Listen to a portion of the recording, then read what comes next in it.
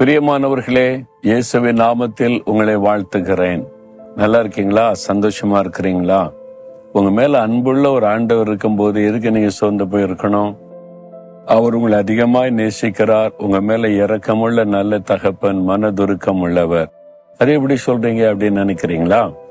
ஏசாயா 30வது அதிகாரம் 18வது வசனத்துல, உங்களுக்கு இறங்கும்படி கர்த்தர் காத்திருப்பார், உங்கள் மேல் மனதுருகும்படி எழுந்திருப்பார். உங்களுக்கு இரக்கம் செய்வதற்கு கர்த்தர் காத்திருக்கிறாராம். என் மகள், என் மகன் என்னிடத்தில் வரட்டும், நான் அவனுக்கு இரக்கம் செய்வேன் என்று காத்திருக்கிறார். உங்கள் மேல மனதுருகும்படி எழுந்திருப்பாராம். அவர் உங்கள் மேல மனதுருக்கமுள்ள தேவன். உங்க உள்ளம் பாதிக்கப்பட்டால் அவருடைய உள்ளம் பாதிக்கப்படும். உங்க கண்களில் கண்ணீர் வந்தால் அவருடைய கண்களில கண்ணீர் வடியும். அதான் மனதுருக்கம். லாசர்வின் கல்லறை முன்னால் என்று மார்த்தாள் மரியாள் அழுதபோது இயேசு கண்ணீர் விட்டாரே, அதுதான் இயேசுவின் இருதயம். நமக்காக பரிதபிக்கிற மனதுருக்கமுள்ள ஒரு இருதயம் இயேசுடைய இருதயம். நீங்கள் அவரிடத்துல வரும்போதுதான் அவருடைய மனதுருக்கம், அவருடைய இரக்கத்தின் ஆசீர்வாதத்தை பெற்றுக்கொள்ள முடியும். ஒரு பட்டணத்தில் ஒரு விதவை தாய் தன்னுடைய மகளை நல்லா படிக்க வச்சு வேலைக்கு அனுப்பணும்னு தியாகத்தோட கடினமா வேலை செய்து படிக்க வச்சாங்க. மகள் படித்து முடித்து வேலைக்கு போனா கை நிறைய சம்பாத்தியம் பண்ண போது தவறான நண்பர்கள் ஃப்ரெண்ட்ஷிப்னால தவறான பாதைக்கு போக ஆரம்பித்தாள். குடிக்கிறது, ஜாலியா இருக்கிறது, இந்த வயசுல தான் நான் ஜாலியா இருக்க முடியும்னு நண்பர்களுடைய சொல்ல கேட்டு நடக்க ஆரம்பித்தாள். தாய் எவ்வளவு புத்திமதி சொன்னாங்க, அதை கேட்கிற இருதயம் அவளுக்கு இல்லை. வீட்டுக்கு பிந்தி வர ஆரம்பித்தாள், நடுரவில் வர ஆரம்பித்தாள். ரொம்ப தாய் துக்கப்பட்டு பேசினாங்க, இது நல்லதில்லை, உன் எதிர்காலம் பாதிக்கப்படலன்னா பேசினாங்க. அவள் கேட்கவில்லை. ஒரு நாள் போனவள் திரும்பி வரவே இல்லை. தவறான ஃப்ரெண்ட்ஷிப்ல போய் ஃப்ரெண்ட்ஸோட சேர்ந்து தன்னுடைய வாழ்க்கையை நாசமாக்கி கொண்டாள். தாயினுடைய உள்ளம் மிகவும் சோர்ந்து போனாரு. ஒரே மகள் திரும்பி வரவே இல்லை. அவ்வளவுதான் அவருடைய வாழ்க்கை. சில மாதங்கள் கழிந்தது. இவள் போய் ஜாலியா எவ்வளவு நாள் இருக்க முடியும்? கண்களின் இச்சை, மாம்ச இச்சையின்படி எத்தனை நாள் வாழ முடியும்? ஒரு நாள் கொடிய நோய் தாக்கினது. நண்பர்கள் எல்லாம் விலகி போயிட்டாங்க. தனித்து விடப்பட்டாள். நேசிக்க யாரும் இல்லை, உதவி செய்ய யாரும் இல்லை. தாயினுடைய அன்பு ஞாபகத்தில் வந்தது. என் மேல என் தாய் இவ்வளவு அன்பு வைத்து எனக்காக எத்தனை தியாகம் பண்ணாங்க, என் தாயினிடத்தில் போவேன் என்றாள். ஆனா அந்த ஊர்ல, அந்த தெருவில் எல்லாருக்கும் தெரியுமே, நான் வீட்டை விட்டு வந்துட்டேனே. பகல்ல போன வெட்கமாக இருக்கும்.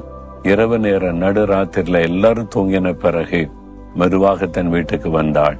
தன் தாய் உறங்கி கொண்டிருப்பாள். தட்டி எழுப்பலாம் என்று வீட்டு வாசலுக்கு வந்து பார்த்தால் கதவு திறந்து வைக்கப்பட்டிருந்தது.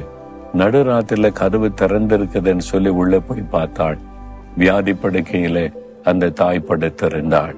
அவள் மகளை கண்டபோது கட்டி அணைத்து கொண்டு முத்தமிட்டாள். அந்த மகள் கேட்டாள், அம்மா, நடுராத்திரில ஏன் இந்த கதவை திறந்து வச்சிருக்கிறீங்க? ஏன் இந்த கதவு மூடல? அந்த தாய் சொன்னாங்க, நீ என்றைக்கு இந்த வீட்டை விட்டு போனியோ அன்றையிலிருந்து இந்த கதவு பூட்டப்படவே இல்லை. என்றைக்காவது ஒரு நாள் நீ திரும்பி வருவ, எப்போதாவது திரும்பி வருவ. நீ வரும்போது இந்த வாசல் பூட்டப்பட்டிருக்க கூடாது. உனக்காக நான் காத்திருக்கிறேன். இத்தனை மாதங்களாக காத்திருந்த இரவும் பகலும் என் மகள் வந்து விட மாட்டாளா, நீ காத்திருந்தேன். நீ வந்துட்டு எனக்கு ரொம்ப சந்தோஷம். நான் உங்களை தனியா விட்டுட்டு போயிட்டேன். உங்க வார்த்தை கீழ்ப்படியல, இஷ்டம் போல பாவத்துல போயிட்டேன். என் மேல உங்களுக்கு வருத்தம் இல்லையா? நான் உன்னை பெற்றெடுத்த ஒரு தாய், உனக்காக பரிதபிக்கிற மனதுருக்கம் உள்ள ஒரு தாய். நான் உன்னை மன்னித்து என் மகளாக அணைத்துக் கொள்ளுகிறேன் என்று அணைத்து கொண்ட போது அந்த மகளுடைய கண்களிலே கண்ணீர் வடிந்தது. எனக்கு அன்பானவர்களே, இயேசு உங்களுக்காய் காத்திருக்கிறார். என் மகளே, அந்த பாவ காரியத்தை விட்டு வெளியே வந்துரு. அந்த உலக காரியத்தை விட்டு வெளியே வந்துரு. உன் சமாதானத்தை இழந்து, பரிசுத்தத்தை இழந்து, நிம்மதி இழந்து நிக்கிறிய நான் இருக்கிற உனக்கு உங்களை சேர்த்து கொள்ள ஆண்டவர் என்னையும் மன்னிப்பாரா, என்னையும் சேர்த்து கொள்வார நினைக்கிறீங்களா? உங்களுக்காக அவர் காத்திருக்கிறார். இரக்கம் செய்ய, மன்னிக்க காத்திருக்கிறார். மனதுருக்கத்தோடு அவர் எழுந்திருப்பார். அதுக்கு தான் சிலுவையிலே மரிக்க தன்னை ஒப்பு கொடுத்தார். உன்னுடைய பாவ சாபங்களை சுமந்து விட்டார். யார் வந்தாலும், எப்படிப்பட்ட நிலைமையில் வந்தாலும் அவளை அணைத்து கொண்டு சமாதானம் கொடுத்து ஆசீர்வதிக்க இயேசு மனதுருக்கமுள்ள ஒரு தேவன். இன்னைக்கு உன்னை ஒப்பு கொடுப்பியா? மகளே, மகனே, உன்னை ஒப்பு கொடுப்பியா? ஆண்டவர் உன்னை மன்னித்து அணைத்துக் கொள்ள ஆயத்தமாயிருக்கிறார். இயேசுவே, என் மீது அன்பும் மனதுருக்கமும் உள்ள தேவனே, இரக்கமுள்ள தேவனே, என்னை மன்னியும், என் மீறுதலை மன்னியும், பாவங்களை மன்னியும், புதிய இருதயத்தை தாரும், சமாதானத்தை தாரும். இனி உம்மோடு கூட உம்முடைய பிள்ளையாயிருக்க அர்ப்பணிக்கிறேன். இயேசுவின் நாமத்தில் ஜெபிக்கிறேன். ஆமேன், ஆமேன்.